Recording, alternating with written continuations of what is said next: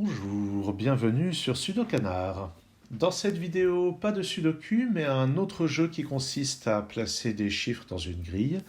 Et cette formule de jeu de logique s'intitule Japanese Sums, c'est-à-dire des sommes japonaises, avec une petite variante intitulée Different Clues. J'y viendrai quand j'expliquerai en quoi consiste ce jeu. Donc cette grille a été conçue par Serkan Yürekli. J'espère que j'ai pas trop massacré son nom. Un auteur qui a publié énormément de problèmes de logique sur le site Grandmaster Puzzles et qui visiblement est considéré avec beaucoup de respect par les gens de la communauté des jeux de logique. Et ce qui est bien avec le site Grandmaster Puzzles, c'est que on a des indications, des temps qui correspondent à certaines catégories. Donc Grandmaster, c'est vraiment les gens qui sont dans le gratin mondial. Donc ceux-là sont censés apparemment résoudre le problème en environ 4 minutes. Les gens qui résolvent en à peine plus de temps, les Masters, donc 5 minutes 30. Et on commence à être un expert si on met seulement 2 fois plus de temps qu'un maître. Alors, moi j'espère avec mon expérience être plutôt dans la catégorie expert. Évidemment, cette vidéo sera bien plus longue parce que je prendrai le temps d'expliquer ma pensée. Je n'ai pas cherché ce problème, je n'ai pas cherché à résoudre ce problème avant de commencer cette vidéo. C'est pour être vraiment dans les bonnes conditions. Et j'espère que dans des conditions, on va dire, de concours, j'arriverai à faire un temps approchant celui-ci. Mais je n'ai pas tellement pratiqué les problèmes de type Japanese Puzzles, donc je pense que je serai probablement plus proche des 15 minutes que des 11. Alors, à quoi ça ressemble? Voici une grille 8 sur 8, avec des cases, et dans cette case, on va mettre des chiffres. Et dans certaines cases, on ne met aucun chiffre, donc il y aura des cases que je barrerai simplement. Et les chiffres qu'on doit mettre sont des chiffres compris entre 1 et 7, comme indiqué ici en rouge. Et alors, qu'est-ce qui se passe? Qu'est-ce qu'on a là? Eh bien, ce qu'on a là, ce sont des sommes, comme le nom l'indique. Des sommes. Et il se trouve par exemple que 28, c'est la somme des nombres de 1 à 7. Si on ajoute 1 plus 2 plus etc. plus 7, on obtient 28. Et alors, pourquoi est-ce que parfois il y a une seule somme, parfois il y en a plusieurs?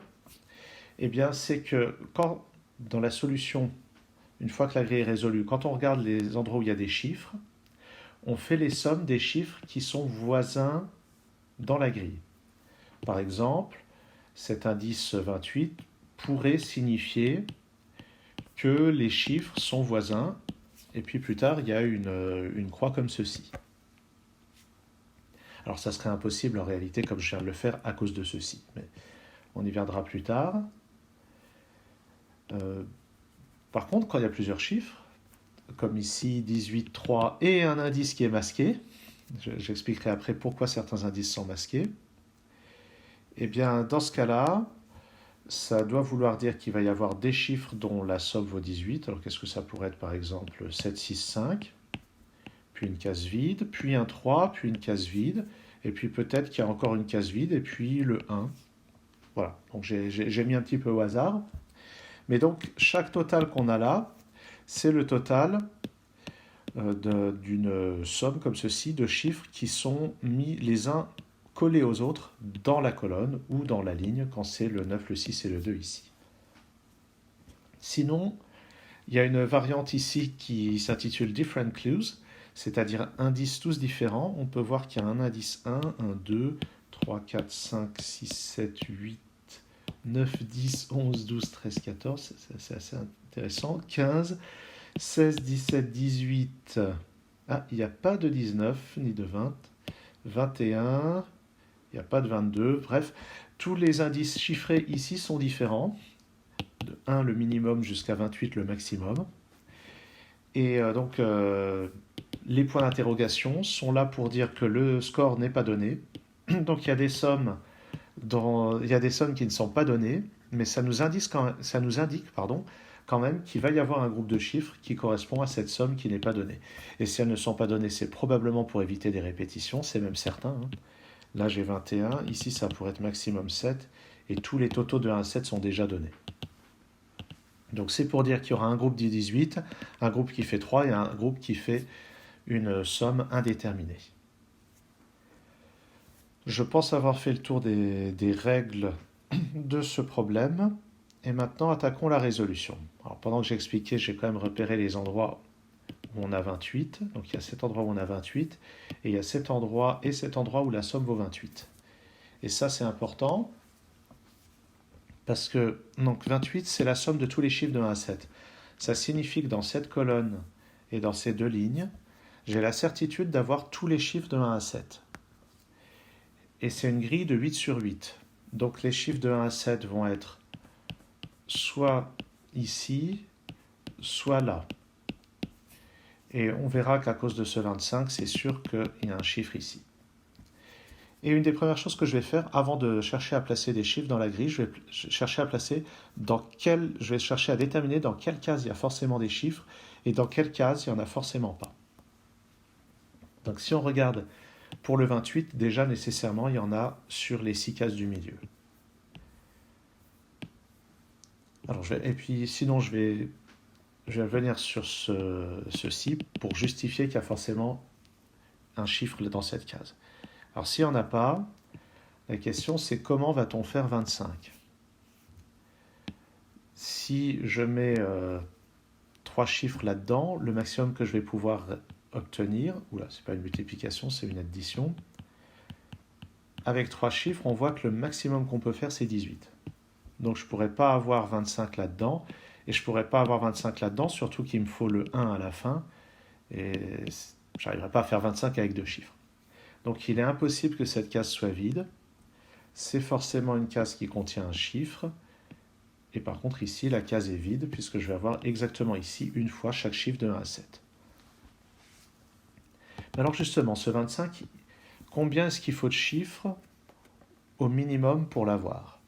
On a vu qu'avec 7 plus 6 plus 5, on arrive à 18. Si j'ajoute encore plus 4 plus 3, on arrive à 25. Donc il faut au minimum 5 chiffres. Et en fait, si on regarde bien, on sait qu'on ne peut pas utiliser le 1, donc on ne pourra pas utiliser le 2 non plus. Parce qu'en fait, ça plus ça fait 28, ça fait 26, pardon. La somme de tous les chiffres vaut 28. Là, on a 26, ça veut dire qu'il y a uniquement le 2 qui n'est pas utilisé.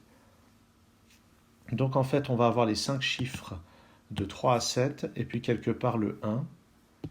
Et le 1 sera dans une de ces deux cases. Et en fait, on va pouvoir déterminer laquelle. Alors, comment est-ce qu'on peut déterminer laquelle ? Regardons ce qui est là. Si je mets le 1 ici, l'énoncé me dit que il va y avoir un groupe de chiffres contigus ici dont la somme vaut 2. Mais à partir de 1, ce n'est pas possible, il faudrait ajouter 1. Et dans chaque ligne, dans chaque colonne, chaque chiffre doit apparaître au plus une fois. Donc le 1 ne peut pas être là. Donc le 1 va être ici. Et je suis sûr qu'il y aura au moins un autre chiffre pour faire cette somme égale à 7. Par ailleurs, donc ce 25, il est fait avec 5 chiffres. Là, j'ai 6 cases. Donc soit c'est les 5 premières, soit c'est les 5 suivantes. Dans tous les cas, je suis sûr d'avoir des chiffres dans ces 4 cases. Et je suis sûr que dans cette colonne, il n'y a pas le chiffre 2. Alors regardons cette ligne. Cette ligne aussi a un total de 21. Donc je suis sûr d'avoir les 7 chiffres et une case de séparation. Ça fait 8 cases et il y en a 8 au total. Donc je suis sûr que les premières cases ici sont forcément des chiffres. La case de séparation va être ici ou là, selon que le 7 se fait en 2 ou 3 cases. La case de séparation sera ici. Donc les 4 premières cases contiennent à coup sûr des chiffres. Ici, dans cette colonne qui vaut dont la somme vaut 24, il y a une seule plage contiguë de chiffres, donc c'est forcément on a la certitude que ces 4 cases sont occupées. Et par ailleurs, 24, ça pourrait être fait avec 5 chiffres, ça pourrait être fait aussi avec 6 chiffres. Si on prend tous les chiffres sauf le 4, ça fait 24. Donc il y en a peut-être 5, peut-être 6. Ce qui est sûr, c'est qu'il n'y en a pas 7, puisque 7 chiffres, ça ferait 28, et il n'y en a surtout pas 8. Donc je suis sûr que dans ces deux cases, il n'y a rien. Ce qui veut dire que le 13 qui est là est soit là-dedans, soit là-dedans. Et on va voir dans un instant qu'il y a moyen de le déterminer. Alors pourquoi est-ce qu'il y a moyen de le déterminer? Parce que si on regarde cette colonne avec le 16 et le 12, le total fait 28. Donc on est dans la même situation que sur la dernière ligne, où le 28 indique que les 7 chiffres de 1 à 7 sont tous présents dans cette colonne, et il y a quelque part une case de séparation qui est vers le milieu. Donc cette case de séparation n'est pas ici, donc c'est forcément un chiffre qui est ici. Et par conséquent, les chiffres dont la somme vaut 13 sont tous de ce côté-ci de la séparation, et je peux donc rayer toutes les cases qui sont par là. J'ai la certitude que ces cases ne contiennent pas de chiffres. Et ça m'arrange bien pour ce 25, je peux dire maintenant qu'il y a un chiffre ici. Si je regarde ce 17, il y a une seule plage de chiffres, donc ces deux chiffres qui sont là vont être reliés. Et par ailleurs, 17, alors si on prend 6 chiffres, le minimum qu'on puisse faire avec 6 chiffres, 1 plus 2 plus 3 plus 4 plus 5 plus 6, vous pouvez voir que c'est 21. Donc 17, ça ne peut pas être 6 chiffres, j'en ai déjà 5, donc je suis sûr que ces deux autres cases sont vides. Et je vais avoir la même chose avec ce 15. Je sais que sur cette ligne, il y a une seule plage contiguë, donc je peux faire rejoindre tous ces chiffres. Et par ailleurs, je ne peux pas avoir plus de 5 chiffres pour constituer le 15, puisqu'à partir de 6 chiffres, on arrive à minimum 21. Donc je peux assurer que ces 3 cases ne contiennent pas de chiffres. Dans cette colonne, le 8, c'est une seule plage comme ceci. Donc j'ai déjà 3 chiffres dont la somme vaut au maximum 8. Mais si on prend 4 chiffres, 1, 2, 3, 4, on peut voir que la somme fait 10. Donc je ne peux pas avoir un quatrième chiffre pour une somme égale à 8. Donc je suis sûr d'avoir tous les chiffres qui constituent ce 8. Et je vais rayer tous les autres chiffres de la colonne.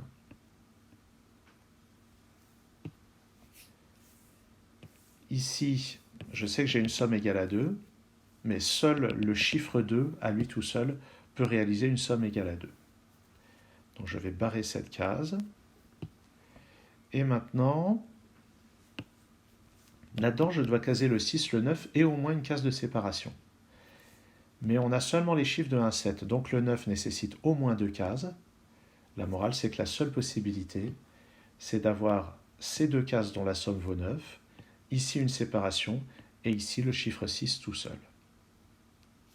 Tiens, d'ailleurs, je vais entourer ce 6 et ce 2 pour montrer que je les ai exploités. Je vais entourer ce 1 aussi. Comme ça, c'est fait. Dans cette colonne, il y a le 5 qui est donc la première plage contiguë en partant du bas. Donc ici, c'est un 5. Et par ailleurs, on voit qu'on a un 4 ici. Et le 4, il y a deux manières de le réaliser. Ou bien c'est le 4 tout seul, ou bien c'est 1 plus 3. En tout cas, donc cette plage, le 4 occupe forcément au minimum ce chiffre, et peut-être un deuxième, auquel cas le deuxième chiffre est ici ou là. Mais ce qui est sûr, c'est qu'il n'y a rien ici.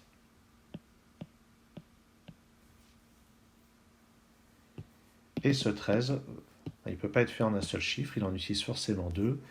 Et on remarque que c'est forcément 7 plus 6, puisque deux autres chiffres donneraient une somme plus petite. Donc je peux entourer ceci. Et bien alors justement, puisque 13 est la somme maximale qu'on puisse faire avec deux chiffres, ça veut dire que ce 14 nécessite au moins 3 chiffres. Par ailleurs, on a le 10 ici, donc ici il n'y a rien.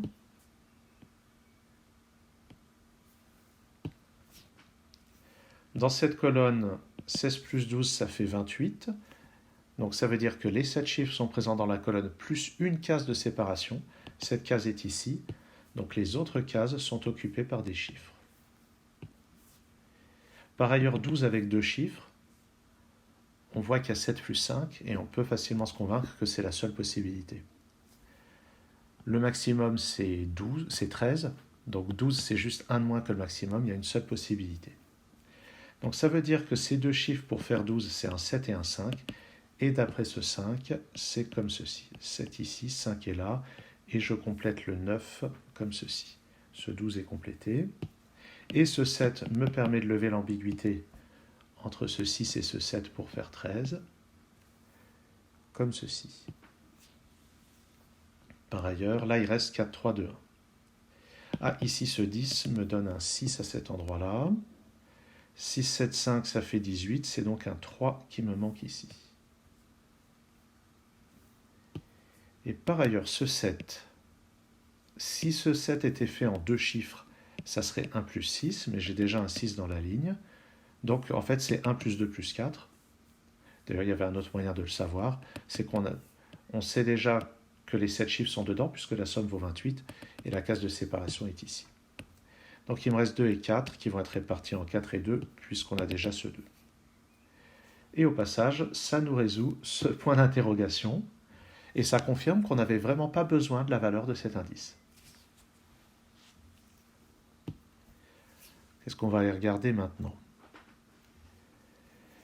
Alors, ce 17, il nous reste 3 chiffres à mettre. Alors, 1, 3 et 7, ça marche.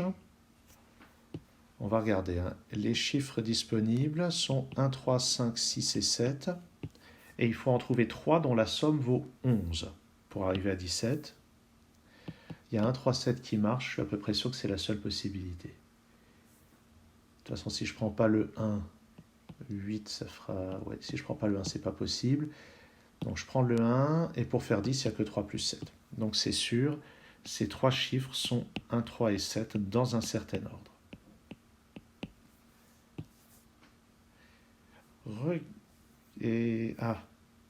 Ah oui, au fait, ce 15-là. Si on regarde 5 chiffres, la plus petite somme qu'on puisse faire avec 5 chiffres, c'est 15, comme le savent les gens qui font du calcul. Donc en fait, c'est forcément 1, 2, 3, 4, 5 là-dedans. Donc je peux effacer l'éventualité du 7 dans cette case. Voilà. Sinon, je vais revenir à ce 11. Ce 11, c'est forcément pas limité à ce premier chiffre. Donc il y a forcément ce chiffre-là dans le groupe du 11. Et on va pouvoir en dire plus, mais d'abord, je vais remarquer que ça nous permet de simplifier ce qu'il y a là. Le 4, j'avais dit, soit c'est un 4 tout seul, soit c'est un plus 3. Donc ici, c'est un plus 3. Et je peux condamner cette case-là. Alors justement, ce 11, on sait que le plus petit qu'on puisse faire avec 4 cases, c'est 10 avec 1, 2, 3, 4. Donc pour faire 11, on peut faire 1, 2, 3, 5, et c'est la seule possibilité. Donc ça veut dire qu'ici, il n'y en a plus. Ça veut dire aussi que ces 4 chiffres sont 1, 2, 3, 5. Donc ça peut être seulement un 7. Et j'efface la possibilité du 7 au-dessus.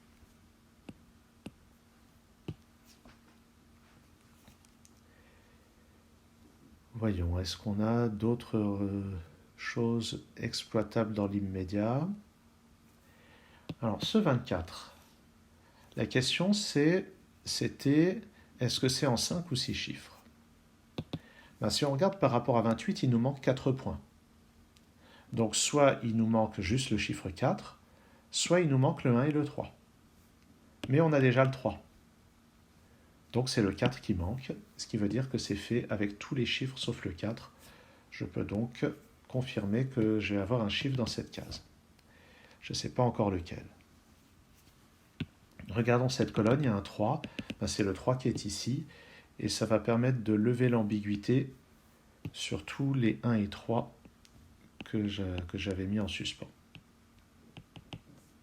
Je vais refaire ce 3 et ce 1 un peu mieux. Dans ces 3 cases, c'est 2, 4 et 5. Ah, le 8. Intéressons-nous au 8. Le 8 en 3 cases, comme le savent les amateurs de calcul, c'est ou bien 1, 2, 5, ou bien 1, 3, 4. mais ça ne peut pas être le 3 puisqu'il y a déjà un 3 sur chaque ligne. Donc c'est forcément un 2 et 5. Et d'après ces deux 1, le 1 est ici. Et je sais donc que j'ai un 2 et un 5 dans ces deux cases.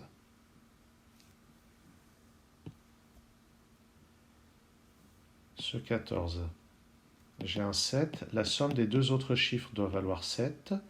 Ça ne peut pas être 6 plus 1 ni 4 plus 3, c'est donc 2 plus 5. J'ai un 2 et un 5 parmi ces deux cases.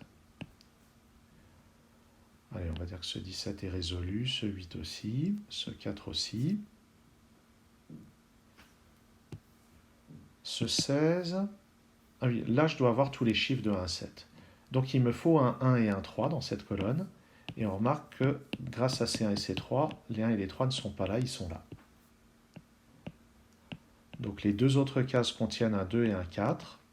Mais le 11 c'est 1, 2, 3 et 5. Je ne l'ai pas noté quelque part dans la marge, mais c'est 1, 2, 3 et 5. Donc ici, ça ne peut être que le 2. Et ici, c'est le 4. Et puis pour compléter un 11 ici, c'est un 5. Ce qui veut dire qu'au bout de la ligne, c'est un 4 ou un 6. Et pour le moment, on ne peut pas savoir lequel. Dans cette ligne, pour faire 15, il me manque 2, 4 et 5. Donc ici, c'est 2 ou 4. Mais je dis que c'est un 2 parce qu'on avait dit que dans le 24, on ne mettrait pas le 4. Le 24, ça serait tous les chiffres sauf le 4. Chose que je n'avais pas notée, mais que j'aurais certainement dû noter. Donc ça résout ce 2 et ce 5. Et par ailleurs, donc puisque je n'ai pas le 4, les deux derniers chiffres sont un 1 et un 7. Et d'après ce 1, ça va être 7 et 1.